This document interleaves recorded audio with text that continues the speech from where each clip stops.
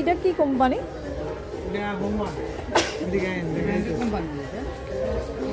Company ভালো নেই, company ভালো।